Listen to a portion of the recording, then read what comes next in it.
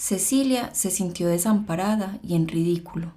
Su audacia empezaba a ser justamente castigada, porque, después de todo, ¿quién le había garantizado que ella podría hacerse pasar entre jóvenes realmente estudiosos e instruidos como eran los de la Universidad de México por alguien igual a ellos?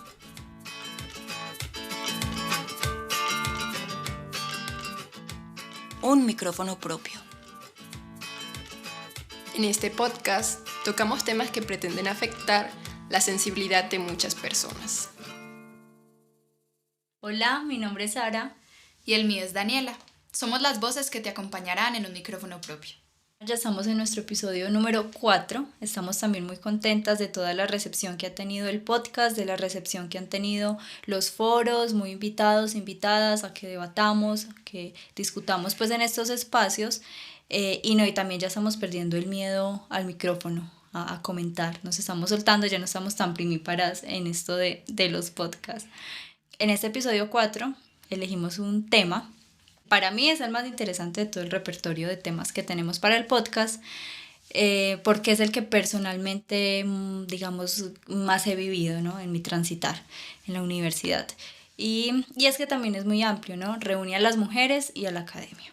Para este propósito vamos a utilizar la obra de Rosario Castellanos, una novela que se llama Rito de Iniciación y que cuenta la historia de Cecilia, una mujer que llega a la capital. Ella es de provincia y llega a la capital para estudiar una carrera universitaria.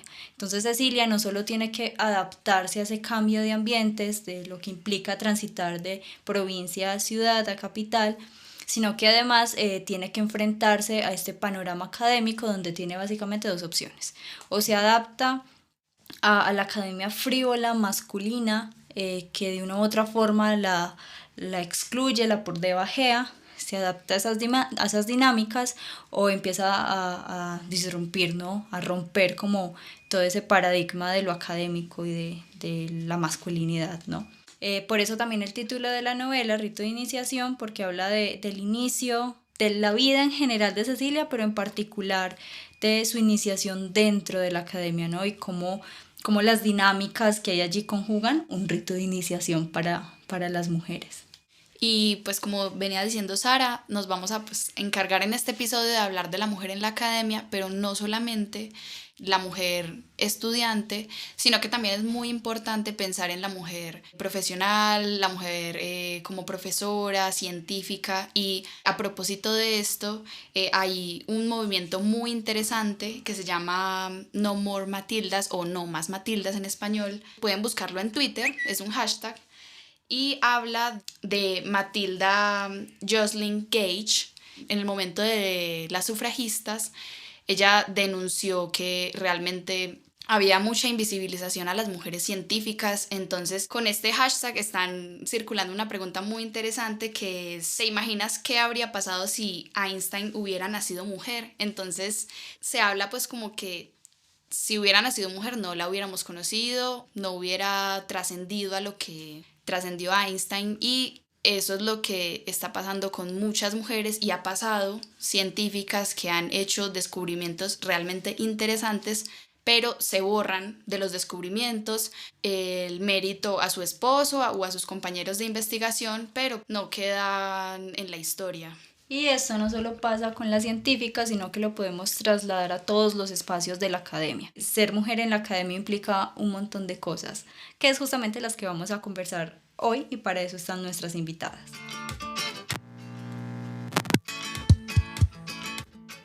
¿Sabes qué es el techo de cristal? Es una expresión que se le atribuye a Marilyn Loden en un discurso que pronunció en 1978 y que con el tiempo los estudios de género y la sociología lo adoptaron como un concepto asociado al trabajo femenino, especialmente a la limitación de ascenso laboral y profesional. Aunque este término se originó para analizar la carrera laboral de las mujeres que, a pesar de tener un alto desempeño, no podían continuar ascendiendo en sus carreras, rápidamente se extendió como una metáfora para referirse a los obstáculos que impiden el avance de las minorías en general, sean minorías raciales, religiosas, por orientación sexual o por nacionalidad. Seguramente en algún momento has escuchado hablar de mujeres machistas y esto lamentablemente es normal, porque las diferencias y los roles de género impulsan este tipo de comportamientos que complacen las expectativas del patriarcado. Este tipo de mujeres actualmente las podemos identificar como machiplacientes, porque adoptan posturas machistas en instituciones o espacios organizativos con el fin de lograr beneficios para sí mismas. Este episodio nos emociona mucho porque además de tener 3 invitadas en vez de 2 de ellas son voces que ustedes ya conocen, que son la voz de la cita y las voces que siempre nos ilumina con los términos, con conceptos que nos aportan mucho en cada episodio. Bueno, para comenzar, primero voy a mencionar a Andrea, que es estudiante de sociología y apasionada por la literatura. Hola, un gusto estar acá conversando con ustedes. Ella dice un gusto, pero mentiras que no quería, se nos resistió. Porque siento que va a robar mi espíritu el micrófono. Y por otro lado está Natalia, ella es la que siempre nos trae los términos, es estudiante también de filología como nosotras, hace parte del semillero, pero tiene la particularidad de ser de Puerto Libertador, Córdoba, lo cual nos trae esa perspectiva no solamente de otro contexto, sino todo lo que conlleva el pertenecer a la periferia en un país como Colombia y además Medellín siendo muy regionalista. Natalia, bienvenida. Hola, muchas gracias. Bueno, y además tenemos una invitada que ya han escuchado, que ha participado, estuvo acompañándonos en el primer y en el segundo episodio.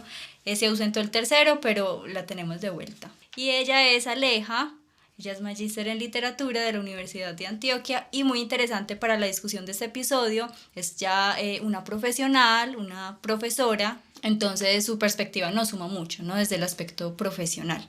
Aleja, ¿qué más? Hola, ¿cómo están? Muchísimas gracias por invitarme nuevamente. Toda seria.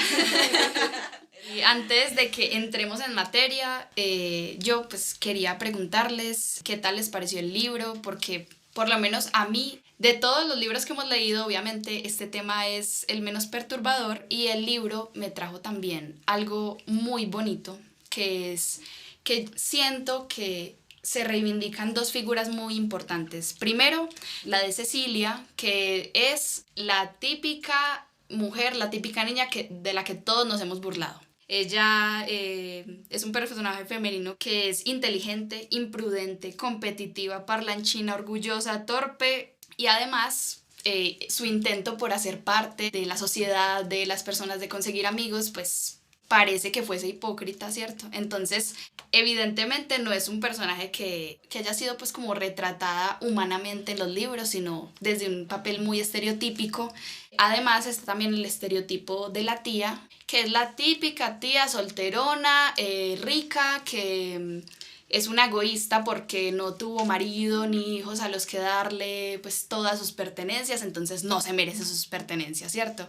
Pero me parece muy, muy bonito, muy reivindicativo cómo Rosario Castellanos aborda estos 2 personajes tan aporreados tanto en la vida real como en la literatura. Yo creo que esta figura de la chica rara en realidad sí se ha retratado mucho en la literatura y sí se ha retratado mucho de forma humana. Lo que pasa es que quienes la han retratado sí han sido las escritoras, justamente las que menos leemos. A propósito, está Nada, de Carmen Laforet, que es buenísimo, solo que se ubica en España, ¿no? Después de la Guerra Civil, es muy bueno, ese se los recomiendo. La misma línea, La chica rara. Y bueno, eso se conecta un poco con mi percepción del libro y es que yo no lo sentí tan incómodo, no tanto porque el tema fuese un poco más suave entre comillas, sino porque quien estaba narrando era una mujer y quien estaba detrás de todo el libro, es decir, la escritora, pues era también una mujer, ¿no? Entonces esa perspectiva es una perspectiva con la que yo particularmente logré sentirme mucho más ubicada, más cómoda. Bueno, yo estoy de acuerdo con Sara en que el personaje, digamos que no es la típica chica que odias, porque ella era una chica que tenía como muchos pensamientos internos, ella siempre estaba como reflexionando sobre cómo comportarse para agradarle a los demás, incluso eso la hacía muy particular y el relacionamiento con su tía, con la mamá, con el papá, incluso con los chicos de la universidad, siempre pensaba mucho cómo actuar para ser prudente, para quedar bien, y era demasiado inteligente. A mí me parece que en algunos casos incluso ella llega a ser hasta como esa gente que quiere caerle bien a todo el mundo, a pesar de que ella sentía molestia por los demás. Bueno, a mí la lectura me gustó mucho porque Rosario Castellanos me parece increíble, ¿cierto? La poesía de ella, su vida, entonces era inevitable hacer como una asociación del personaje de Cecilia con Rosario. Incluso hay un juego de palabras, es Cecilia Rojas y Rosario Castellanos, ¿cierto? Entonces se cruzan ahí las iniciales de los nombres y los apellidos. Bueno, a mí me pareció muy chévere lo que leí de la novela. Creo que sí tiene algo de autobiográfico, como dice André. Sin embargo, yo también me vi reflejada en Cecilia en algunas ocasiones, pero era como esa suerte de sobrellevar lo que está pasando a tu alrededor cuando no haces parte de ese lugar. Y eso fue como lo más bonito de leerla. Bueno, antes de seguir, yo quiero que André comparta aquí con la audiencia la anécdota que nos estaba contando del rito de iniciación.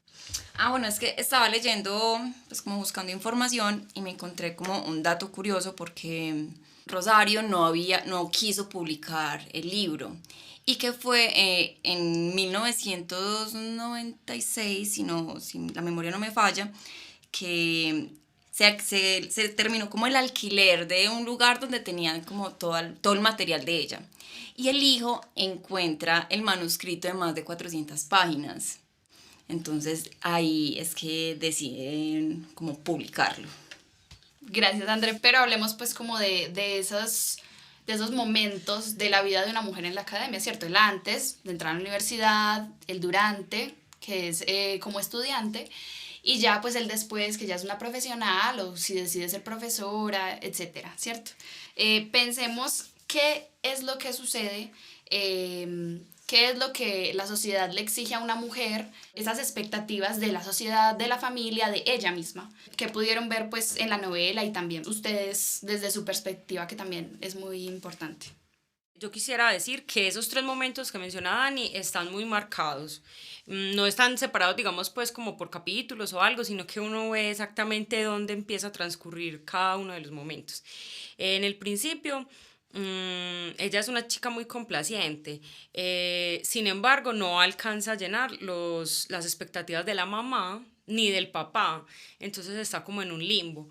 La mamá quiere que ella sea una excelente ama de casa, como casi todas las mamás de esa época, que se case, incluso piensa que el único motivo para ir a la universidad, que es lo que ella decide hacer, acompañada un poco por su padre, es tener unos mejores prospectos para casarse. Y el padre pues quiere que ella sea una extensión de él, incluso que estudie historia, que es como el sueño del papá.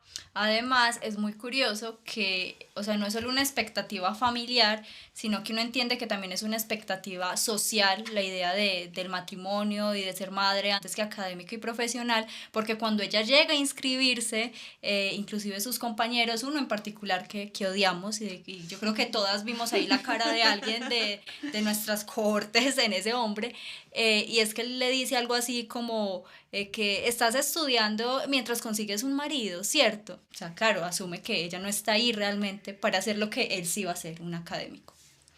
Todos vimos a un Sergio en nuestra vida, en nuestra vida como estudiantes. O a varios. Y es muy interesante ese Sergio porque ahí hay un momento cuando ella lo conoce, cuando ella se lo encuentra luego en el café, que él le dice como, estás estudiando medicina, y ella como, no, qué horror la sangre, y él como, pues como todo sorprendido, como así, las mujeres no están hechas para soportar los fluidos corporales y pues todo lo que concierne al cuerpo humano, pero me parece muy interesante porque siempre está ese pensamiento de, no, pues no como tal la médica, sino la enfermera. Porque claro, las mujeres solamente servimos para cuidar y para las tareas domésticas. En otro sentido, con la relación de Cecilia, yo creo que podríamos conectarla con Virginia Woolf y esa suerte del dinero, porque si bien ella viene de una provincia, también tenemos que pensar en cómo la mujer de una provincia accede a la educación superior y claramente universitaria, porque creo que cuando decíamos qué expectativas tienen las mujeres al momento de elegir, podemos situarla casi que siempre en lo económico, porque lo primero es si esa carrera que deseamos está en una universidad pública, porque obviamente si está en una universidad privada, hay que costear lo que es la matrícula y el sostenimiento. Entonces yo creo que eso es fundamental para entender que casi siempre si queremos perseguir una carrera o un sueño necesitamos dinero. Y eso se conecta justamente con Virginia porque uno quizás no le ve el matiz de género al asunto de sostenerse en la universidad. Digo, todos tienen que sostenerse, todos tienen que pagar, no sé, sus estadías, pero el asunto es cuál es el acceso o la relación de los hombres con el dinero y cuál es la relación o el acceso de las mujeres hacia el dinero. En relación a lo que mencionaba Nata, con respecto a esas labores que socialmente se le ha atribuido a las mujeres, es muy complejo pensar como la mujer en el ámbito privado, ¿cierto? Que siempre se nos ha relegado al ámbito privado, al ámbito doméstico. Entonces, pensarnos en participar en el mundo de la academia, en el mundo académico, por fuera de este contexto de cuidado. Otro factor determinante es que las primeras mujeres que tuvieron acceso a la educación eran de la aristocracia, eran las mujeres que sus familias podían tener una interferencia política primero y después como monetaria para poder que ellas pudieran realizar los estudios. De hecho, un dato curioso es que las primeras mujeres graduadas en la Universidad de Antioquia fueron de la escuela de odontología, entonces sí está muy ligado al cuidado estas primeras intervenciones o ingresos de las mujeres a la universidad. Un dato que leía y es, cuando escogemos la carrera estamos pensando en el futuro empleo.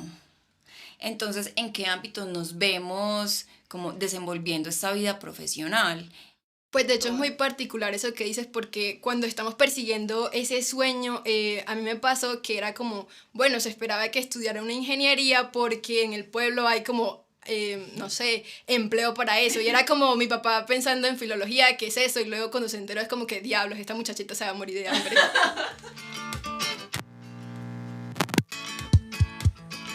¿Has escuchado o soportado el mansplaining? Un hombre te ha explicado algo sin tener en cuenta que quizás tú sabes más de ese tema que él, que te lo está tratando de explicar. Eso lo define Lee Rodman como mansplaining y es un comportamiento cotidiano, a veces imperceptible, posible en todos los niveles de la sociedad, en su mayoría provenientes de un hombre hacia una mujer. Se considera a su vez como un acto paternalista que hace más grandes las diferencias de género porque se puede relacionar con el menosprecio hacia las personas que escuchan solo por ser una mujer. En algunos casos, también se nos presenta cuando en ocasiones los hombres monopolizan una conversación para jactarse y aparentar ser más culto que las mujeres que lo escuchan. Luego de que las mujeres pasan todos esos obstáculos para entrar a la universidad, ahora ya pensemos pues como la mujer entrando en la universidad como institución y pues también el campus, que en qué sentido podríamos pensar la institución, la universidad, que es una construcción masculina, que lo hemos dicho mucho en todos los episodios. Eso se conecta muy bien justamente con lo último que comentaron André y Nata, y es que si lo pensamos, la entrada de la mujer a la academia es muy reciente. Otro dato curioso, justamente Rosario Castellanos es la primera mujer que se gradúa de una maestría en filosofía en México y estamos hablando de 1950. O sea, eso fue hace nada, ¿no? Pues otro dato curioso y es que la primera docente en Colombia entró a la Universidad de Cartagena en 1930. Era una mujer extranjera llamada Paulina Beregoff y entró como docente de bacteriología y parasitología y también en calidad de estudiante de medicina. Es curioso también porque es una ciudad rancia en no solamente racismo, sino también supremamente machista. Entonces sí es curioso que haya sido allá ese lugar que se marca ese territorio femenino. Y es que también hay que entender que la universidad como institución es una herencia que tenemos de los hombres. Entonces es pensar también que estas instituciones, como pues todas las que nos rodean, han sido construidas por los hombres y hemos sido nosotras las que nos hemos ido incorporando a este mundo, asimilándolo. Y escuché esa palabra como en un contexto de esto y me encantó, asimilando ese mundo. Entonces es pensar que empezamos a participar en la universidad, a ser parte de la universidad, pero construida de y por los hombres. Y que ahora yo creo que ese es el reto que nos toca, es construir como una nueva institución. Y ya pues pasando de lo global, que estábamos hablando de la institución, pasemos a algo pues como más cotidiano. ¿Cómo nos sentimos nosotras como mujeres en las aulas, como estudiantes, Aleja como profe? Por ejemplo, volvamos al libro, pensemos en ese capítulo que se llama tal cual, Las aulas, en donde se ve a Cecilia empezando clases muy incómoda, como no sabiendo qué hacer. Y en este caso, por ejemplo, con Sergio, es muy teso porque él es el que la hace cambiar de decisión. Yo creo que esa figura de Sergio está muy relacionada con la idea del tutor, ¿no? Del tutor que tenemos todas las mujeres a lo largo de nuestra vida, porque no tenemos una mayoría de edad, ¿no? Entonces, primero es el padre o la figura paterna, que sea que cada mujer haya tenido. Después está el esposo, después si falta el esposo estarán los hijos, o en el caso de Cecilia, pues se va de casa a una ciudad, donde uno pensaría, bueno, algo de independencia, no está el papá, pero no, aparece Sergio, ¿no? Y le dice, tienes que estudiar esto, porque esto es lo bueno. Entonces, a mí el Sergio me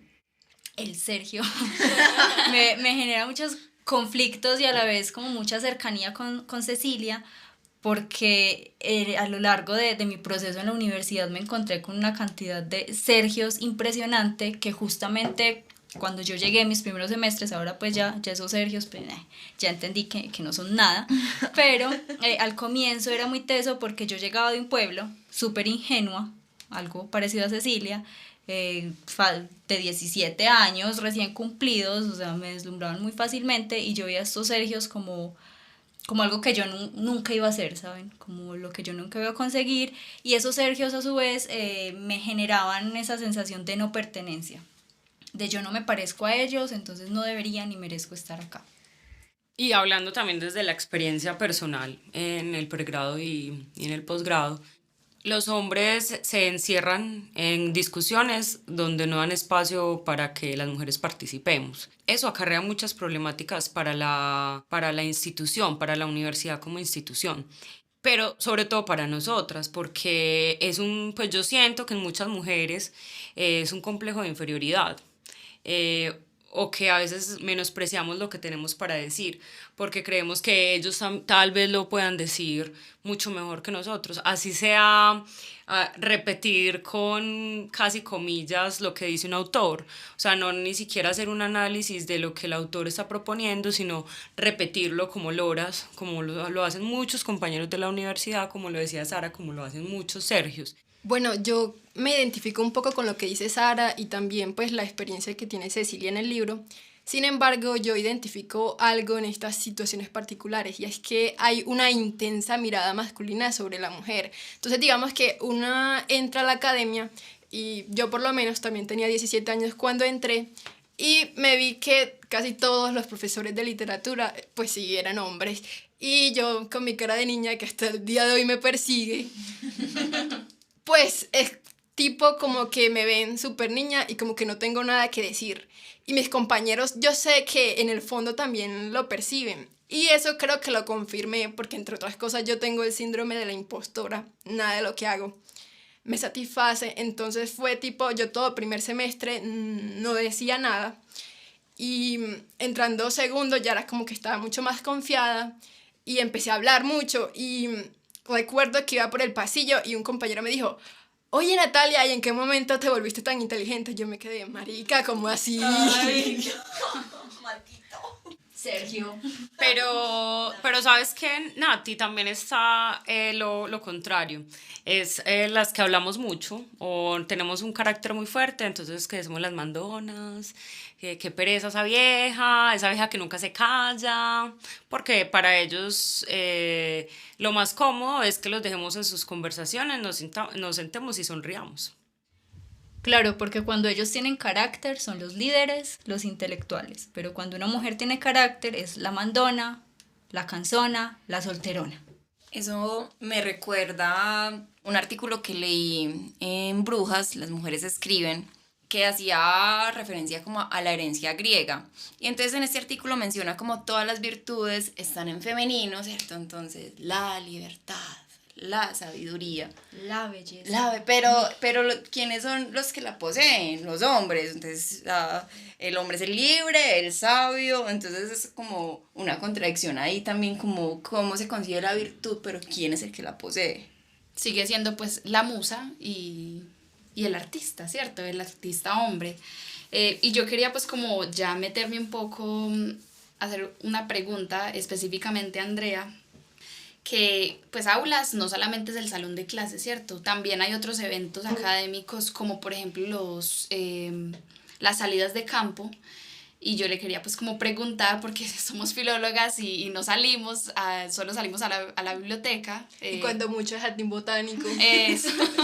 Yo quería como preguntarle a Andre, que como socióloga sí puede vivir esas salidas de campo. ¿Cómo es estar en esos espacios académicos? ¿Te sientes cómoda? Dani, es muy complejo como responderte esa pregunta, porque desde mi perspectiva nunca he tenido como inconvenientes, ni me he sentido insegura, ni me he sentido como frágil, porque una manera de afrontar como este mundo masculino para mí fue volviéndome muy masculina, pero también pues como sintiéndome y me identifico como mujer, y bueno, en la calle muchas veces me dicen señor y niño, pero entonces para mí nunca ha sido un inconveniente, pero dentro de la academia nunca me he sentido vulnerada ni frágil como en ese sentido. Y voy a hacer una anécdota muy, muy, muy cortita, y fue en el inicio de este podcast cuando nos pusieron a escribir, bueno, la propuesta era escribir en qué momento nos sentimos como violentadas, acosadas. Yo me puse como a pensar y a buscar en mis experiencias y no encontré nada. Y de hecho, como que llegué ese día, fue como, parce, no, yo no sé, yo nunca me he sentido dentro de la universidad vulnerada. Pero ya luego, cuando las escuché y con el transcurso de nuestras conversaciones, fue como, claro, o sea, ¿qué más que no leemos mujeres? ¿Qué más que casi todos mis profesores son hombres? El pensum está lleno de hombres. O sea, tenemos a María Teresa Uribe y solo en todo el pregrado me la han puesto a leer una sola vez.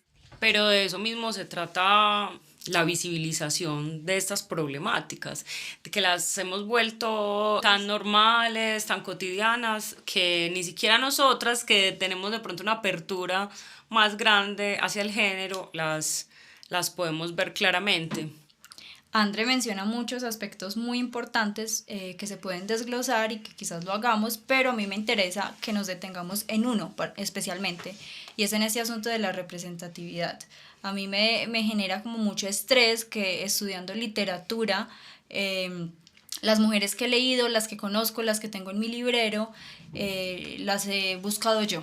He llegado a ellas pues, por mis propios medios, y nunca me las ha presentado un profesor, porque la mayoría otra vez son profesores, y es muy teso porque yo en mi proceso de leer mujeres me he encontrado con muchas de ellas como precursoras de movimientos literarios, de géneros, de, no sé, asuntos que en los hombres, en los escritores se consideran como lo más culminante, lo más, no sé, lo que ellos iniciaron, pero nunca hacen referencia a las mujeres. Entonces, muy teso como todo ese asunto de la invisibilización también desde las mujeres a las que leemos. Y es que lo que decía Sara de los currículos, casi no hay mujeres que se presenten en presenten. el canon. Exacto, y en los programas de curso los profesores casi no hablan de mujeres escritoras, tiene que ser que sean de siglos, o sea, como de lo contemporáneo, pues como para que ya les digan como obviamente tiene que estar acá. Y eso que Sara tiene una anécdota por ahí también de un profesor de contemporánea, pero yo siento que no solamente es que no hay mujeres escritoras en esos programas de curso, sino también no hay teóricas. O si están en los apéndices, como si quieren leer más, acá está, pero léanlo ustedes ya solos. Y eso que ni siquiera lo mencionan. De hecho es muy curioso porque la mayoría de las mujeres en filología van por la línea de lingüística, y casi todas las profesoras de esas áreas pues son mujeres. Y uno nunca lee a mujeres teóricas sobre lingüística, sino que todos son hombres, entonces sí hay como una falta de representatividad en ese sentido. Otra cosa que quiero rescatar de lo que mencionaba Andre y que se daría en muchas otras es esto que ella dice de la masculinización. La masculinización es en realidad una estrategia que usamos voluntaria o involuntariamente para permanecer dentro de la academia, porque la academia todo el tiempo nos está empujando fuera, ¿no? Como ustedes no pertenecen. Entonces, encuentro 3 estrategias, podemos comentarlas así un poco por encima. Masculinización, ¿no? Nos pretendemos hombres. También el asunto de la invisibilización, yo me hago menos para que no me noten, o el más teso que a mí me parece es la falsa modestia. Yo soy tranquila, yo no hablo, yo soy pura y pido permiso para comentar porque así debe ser la mujer. Haciendo conciencia, porque eso es lo que hacemos aquí, yo nunca lo había pensado hasta hace unos días cuando discutíamos este tema y me preguntaban, ¿usted nunca sintió en la universidad que la por debajeaban, la invisibilizaban, que la trataban de callar? Entonces yo les dije que no, pero luego me dijeron que era por eso mismo, porque yo no soy masculina físicamente, pero sí tengo una voz fuerte, un carácter fuerte, discuto, no me quedo callada, pues soy escandalosa como lo pueden notar por este podcast, pero eso también me ayudó o me acompañó, hace parte de mi carácter y profesionalmente también lo uso. No sé, alguna tiene una estrategia o identificó una estrategia en sí misma, en sus compañeras, porque la que yo más he visto, lastimosamente, y que quiero invitar a que abandonen, por favor, si la notan de forma consciente en ustedes, es la falsa modestia. Me tocaron muchas compañeras en el pregrado que antes de aportar a la discusión pedían gracias por dejarlas hablar, permiso para hablar, y bueno, en fin, se deshacían en una retahíla de elogios antes de decir lo que iban a decir, incluso que antes de hablar decían como, ay, yo voy a decir algo, pero es que esto no es importante, esto no es bueno, y después salían con una cosa lucidísima, impresionante, y yo invito pues como a cuestionar eso porque es importante apropiarnos de la palabra, que se sienta que estamos hablando. Y sabes que, Sara, yo jamás he escuchado a un hombre diciendo eso. Bueno, en el caso de mi pregrado es el silencio el que prevalece. Entonces es muy complejo porque son mis dos compañeros apropiándose de la palabra. Y bueno, yo prefiero que digan, ay, perdón, voy a hacer un comentario súper tonto, pero que participen. Bueno, Sara, yo creo que voy a decirte algo, y es que yo sí peco con lo de la falsa modestia, y eso está muy ligado también a mi síndrome de la impostora. Yo realmente no creo que diga las cosas bien. Tenemos que hablar. Y no siempre la falsa modestia significa que sea consciente, o sea, está tan interiorizada que tenemos que pedir permiso que sale de una manera inconsciente, y eso es lo que está llamando la atención, Sara, como seamos conscientes de que podemos hablar, de que tenemos ese derecho y no pidamos más permiso, pues hablemos porque tenemos cosas importantes para decir.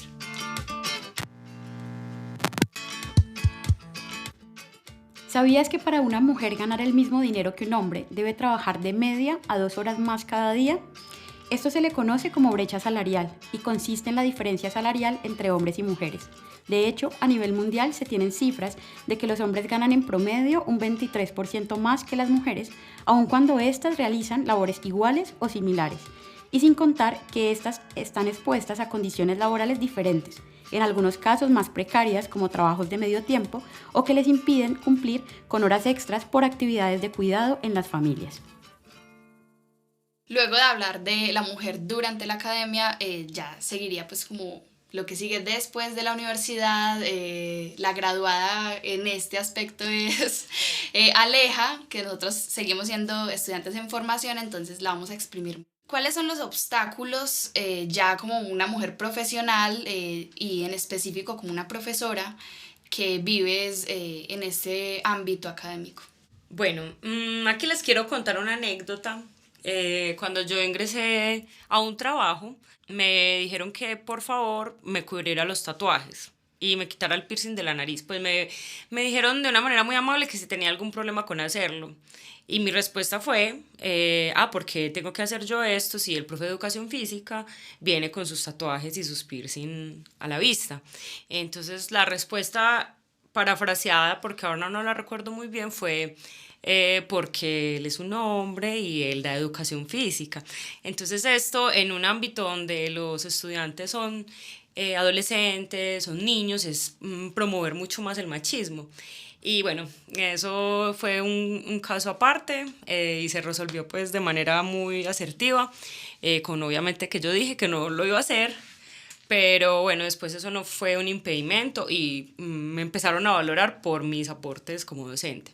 En la universidad, cuando yo empecé a hacer la maestría, hubo una gran deserción de mujeres, no sé pues en realidad qué lo causaba, pienso yo que tiene que ver también con eso que hablábamos ahorita del espacio público y privado y que las mujeres tenemos muchas más responsabilidades en el espacio privado y muchas de las compañeras pues tenían dificultades con esto. También pienso que es muy complejo, yo sé que mi carrera o mi profesión es de las que hablábamos ahorita, que de pronto son las elegidas por las mujeres porque estamos destinadas a cuidar. Y los estudiantes en un primer momento son como más obedientes, funcionan más con los profesores hombres, porque creen que son pues como más bravos, entonces la profe, figuras de autoridad, exacto, es nuevamente lo que decía ahorita Sara, el tutor, o sea, es el tutor de ellos, entonces a él sí le hacen caso. Pero esto afortunadamente se va transformando con los adolescentes. Pero cuando uno trabaja con adultos es mucho más difícil. Y con adultos ellos sí son, o sea, desprecian. Por ejemplo, cuando uno tiene estudiantes mayores que uno, que yo también lo he vivido, o sea, estudiantes hombres mayores que uno, lo ven es como, ay, como le habla Sergio a Cecilia, que le dice jovencita. Pues entonces los señores o los hombres adultos son como jovencita o la profe jovencita, pues así como si tu figura o tu juventud o tu ser mujer te hiciera menos que lo que estudiaste. Hay que hablar lo que mencionas de la maestría, que me parece a mí muy interesante. Voy a hablar particularmente de la maestría en literatura porque pues es lo que conocemos, pero esto seguramente se vea de una forma todavía más drástica, sobre todo en profesiones mucho más masculinas, entre comillas, o entendidas para hombres, como, no sé, ingeniería, por ejemplo, exactas. Pero volviendo al tema de la maestría, en este momento sé que hay alrededor de 12 admitidos y está estudiando una mujer la maestría en literatura. Eso es muy diciente porque el pregrado en filología y la licenciatura en lengua castellana, que son como los dos pregrados pues, que después se inclinan a hacer una maestría en literatura, los dos pregrados principales, están ocupados principalmente por mujeres. En filología hay más mujeres, en licenciatura hay más mujeres, sin embargo en la maestría tenemos una mujer estudiando. Ahí también yo creo que tiene que ver la brecha salarial, porque muchos hombres tienen más oportunidades laborales que las mujeres. Y eso ahorita cuando Nata hablaba de la chica de la provincia que se puede venir a estudiar a la ciudad, es que eso es un privilegio. O sea, no todos tenemos la capacidad de poder seguir estudiando. Por ejemplo, cuando yo empecé mi maestría, una profesora me dijo que yo como pensaba hacer la maestría trabajando. O sea, es que estamos en Colombia. Y pues me voy al caso de mi madre. Mi madre es licenciada en matemáticas y ya pues hizo la maestría. En este momento está haciendo el doctorado. Ella es una mujer muy fuerte como Aleja, que le dijeron como no trabaje, no estudie, pero lo hizo aún así. Pero sigue sufriendo el patriarcado de una u otra forma, porque claro, Aleja no le dijeron, ay, pero ¿cómo va a estudiar y trabajar? Pero luego van... el caso de mi madre, que es como, ¿cómo va a estudiar, trabajar y tener hijos? Siento que eso también afecta mucho el tema no solamente de la deserción de maestrías o de doctorado, sino incluso de pregrado. Una mujer se embaraza y eso ya se le acabó la carrera en muchos aspectos, y eso me parece muy mal hecho porque pues ocurre lo mismo en un hombre. Un hombre va a tener un hijo y sigue estudiando. O sea, obviamente le toca difícil, pero no es como se tiene que salir para cuidar al hijo. Y le toca difícil en el aspecto económico, no porque él tenga que ejercer ahí una especie de rol de cuidador, exacto. Ahorita que Dani mencionaba como los estereotipos, y yo sé que vamos a hablar más adelante de los estereotipos, pero hay una cosa muy particular en los niños, y es que los niños, la primera pregunta que te hacen cuando tú eres su profe es que ¿cuántos hijos tienes? Porque para ellos no es concebible una profesora mujer que no tenga hijos. Bueno, yo por aquí tengo un dato de mis ciencias y es con respecto a las mujeres investigadoras en Colombia. Y pues este dato es del 2019, dice que solo el 38% de las mujeres hacían parte de este mundo de la investigación. Volvemos a la presencia, o más bien la ausencia de las mujeres en las universidades, incluso ya viéndolo pues desde el ámbito profesional, ¿no? Hay que pensar, tendríamos que pensarnos también en nuestros pregrados o en nuestros posgrados, cuántas de esos profesores eran hombres, cuántas eran profesoras y sobre todo, cuál es la percepción que se tiene de las profesoras y cuál es la percepción que se tiene de los hombres. Porque hay algo muy importante ahí, es que las profesoras son las que se suelen dedicar a esos cargos más administrativos. En cambio, los profesores hombres son los que se dedican a la parte de investigación, los que sí se dedican de lleno, y eso también en parte es porque pensemos en que tener un hijo y a la vez investigar es una cosa muy difícil, sobre todo si eres mujer y se supone que los tienes que cuidar 24/7. Pero yo quisiera preguntarles, ¿por qué no ha habido una rectora en la Universidad de Antioquia? Es que sí hay ausencia. A eso iba y eso es muy importante aclararlo, es lo que dijo Dani. Cuando Dani se refiere a que las mujeres están más en los cargos administrativos, nos referimos a cargos de vice, lo que sea, de coordinación quizás de pregrados, De secretarias, auxiliares, pero no vemos una decana mujer, o es rara la decana, no vemos exactamente lo que dice Nata, un rector, una rectora. Bueno, yo como siempre de cansona, pero me gusta mucho cerrar todos los podcasts y los foros, los que han estado saben, haciendo una invitación, ¿no? Porque siempre que conversamos de estos temas, el panorama parece pues el más agobiante, el más difícil, y lo es, pero la invitación siempre va a ser como a que nos cuestionemos. En este caso en específico, la idea es invitar a las mujeres a acceder a la academia, a acceder también desde una postura que empiece a cuestionar en lugar de respaldar todos estos estigmas alrededor de la mujer que se desenvuelve en la universidad, a buscar referentes también mujeres, ¿no? A que empecemos a incluir también nuestra propia voz dentro de lo que estamos estudiando, porque no solo es válida, sino que es importante y en muchos casos ha sido precursora. Y en general a que hagamos resistencia también desde la academia, desde la investigación, desde la palabra, desde estos espacios que han sido masculinos, pero que nosotros vamos a destruir esa idea de la masculinidad. Quiero agregar algo también para finalizar, y es que también tenemos que tener como mucha fortaleza, porque es un proceso histórico y que como en tiempos históricos llevamos muy poco tiempo participando activamente. Hay que seguir caminando, estudiando y buscando como estos referentes de las mujeres, ¿cierto? O sea, hay que como tener una perspectiva como de nuestra historia, de nuestro presente, pero también como una mirada hacia el futuro y hacia cómo queremos construir nuestros currículos y pues, cómo nos queremos formar y qué tipo de sociedad queremos construir a partir de esto. Es un proceso difícil, pero aquí estamos para acompañarnos. Sí, y a propósito de la compañía, yo quiero agradecerles por estar en esta discusión, nos aportaron un montón, Nati nos aportó mucho, Aleja y André, y invitarlos a que sigan pues escuchando los episodios, y si no han escuchado los pasados, los estamos esperando. Y el foro, los esperamos en el foro. El foro.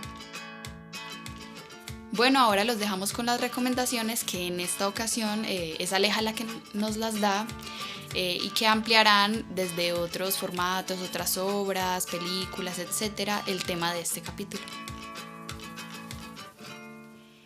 Hola, soy Alejandra y estoy aquí para recomendarles algunos contenidos sobre las mujeres y la academia, asociados con la violencia naturalizada en este campo, el tema que tratamos el día de hoy en el podcast. La primera recomendación que quiero hacerles es la película mexicana Los Adioses de 2018, cuyo nombre traducido del inglés me parece mucho más adecuado para el tema de la película, es El Eterno Femenino. Esta producción de Natalia Beristain narra hechos biográficos sobre la autora de la cual hablamos el día de hoy, sobre Rosario Castellanos. Es acerca de su importancia en la vida intelectual mexicana, narra desde su juventud en la Facultad de Filosofía y Letras de la UNAM y las dificultades que generó su sobresaliente talento académico en su vida personal. Otra cinta cinematográfica que quiero recomendarles es La sonrisa de Mona Lisa. Esta película estadounidense del 2003 muestra la vida y el relacionamiento de una maestra que rompía con todos los estereotipos de su época y cómo ella intenta transmitirle este deseo por la academia y por abandonar esos modelos heteropatriarcales a sus estudiantes. Sin embargo, la película toma un rumbo muy sorprendente cuando las estudiantes se gradúan y empiezan como a elegir sus destinos. No quisiera cambiar de género sin recomendarles la película Figuras Ocultas. Esta película es espectacular, es del 2016, fue dirigida por Theodore Melfi, pero está basada en un libro homónimo de la escritora Margot Lee Shetterly. Cuenta la vida e influencia de varias mujeres afroamericanas que participaron en importantes proyectos de la NASA, como computadoras humanas y realizando cálculos de trayectorias del Apolo 11 y el proyecto Mercury. Esta cinta es fenomenal porque además de mostrar la importancia de las mujeres en la ciencia, en un lejano 1960, presenta claramente la problemática de la interseccionalidad, algo de lo cual ya les hemos hablado. Con respecto a la situación actual de las mujeres científicas en nuestro país, les invitamos a visitar la Red Colombiana de Mujeres Científicas, que fue fundada en el 2016 y que es una asociación dedicada a visibilizar el trabajo académico de las mujeres en la ciencia y la tecnología. Pueden encontrar toda la información de la red y más de 70 perfiles de investigadoras destacadas en www.redcolombianamujerescientificas.org. La red cuenta además con un podcast en el cual explican temas de diferentes ciencias relacionados con la actualidad, pero de una manera fácil de entender, sobre todo como para público común y niños. También les invitamos a escuchar el podcast Mujeres Líderes, producido por Confama. Estas creaciones son cortas, son light, le apuestan a una crítica a la naturalización del sexismo en la vida cotidiana. Les recomendamos en especial el primer episodio, Existen labores masculinas y femeninas, una conversación con Brigitte Batiz. Y el episodio número 4, ¿es posible ser mamá y tener una carrera exitosa? Ambos son súper apropiados si estás interesado o interesada en el tema que conversamos en este podcast.